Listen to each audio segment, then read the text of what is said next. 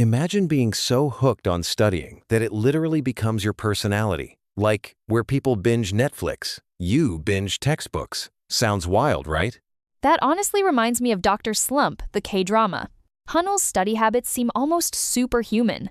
You've probably wondered, is anyone really that obsessed in real life? We're diving deep into exactly that question today.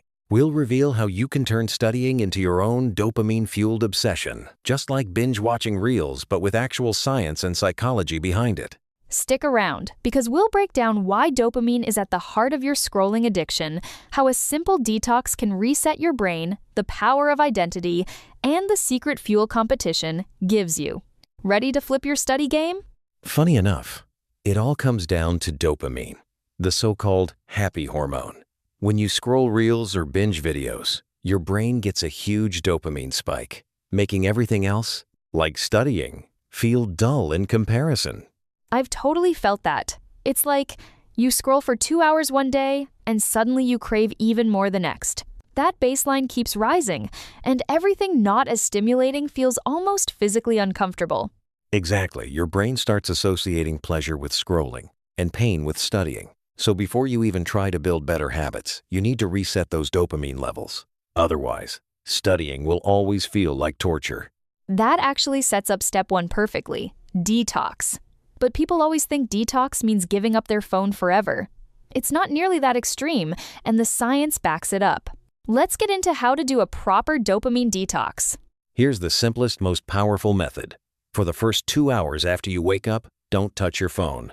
No scrolling, no notifications, just pure focus on simple tasks like drinking water, stretching, and jumping into your priorities. I tried this for a week, and it's wild how quickly your brain shifts. Suddenly, reading or finishing notes feels genuinely rewarding, almost like you found pleasure in simpler things again. That's exactly how Hanul operated in Dr. Slump. She started her mornings with study, no phone, no distractions, just discipline. You don't have to go full Hanul, but even a 2-hour detox can change your mindset. Transitioning from morning detox to identity, it's all about reinventing yourself as someone who enjoys studying. Let's talk about how mindset and identity actually play a role. Your actions always follow your self-image. Hanul wasn't obsessed with studying just for fun. Her purpose was personal, and that made studying part of her identity. If you don't know your own why, motivation won't stick. That resonates. When I started writing down my reasons like wanting respect or wanting to make my parents proud, studying stopped feeling like a chore. It became a way to fuel my confidence and change my life. There's a practical trick here. Block out a fixed study time and treat it as non-negotiable. When someone interrupts, just say, "It's my study hour." Over time, your mind fights for you. You're someone who studies. That's your identity. Once you've got your why and your routine, your subconscious starts working for you.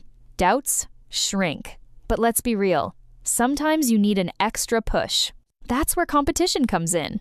Competing with yourself is great, but when the bar is low, motivation slips. Sometimes you need another character in your story, a friend, a rival, even a crush to push your limits.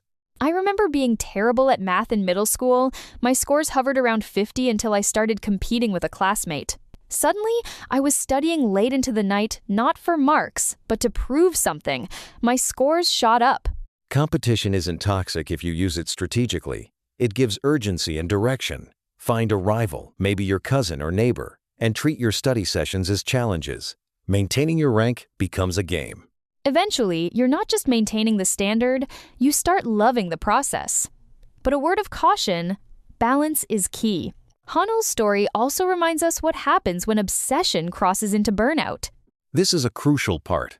Studying can feel hard because you've trained your brain to associate it with pain. But flipping that belief changes everything. Still, don't ignore your mental health. Hanul suffered when she pushed herself too far. That's a lesson we all need. It's easy to get carried away with improvement, but taking breaks and checking in with yourself is non-negotiable. Obsession is powerful, but balance is what sustains you long-term. So, as you build your study identity and harness competition, remember, your well-being is your foundation. Let's wrap up with key takeaways and your next step.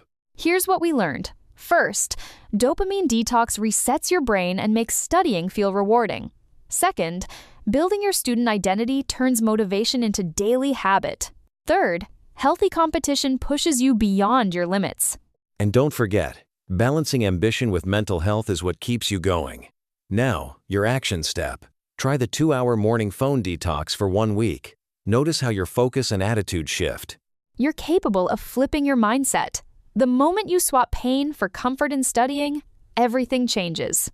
Thanks for tuning in. Until next time, keep striving and take care of yourself.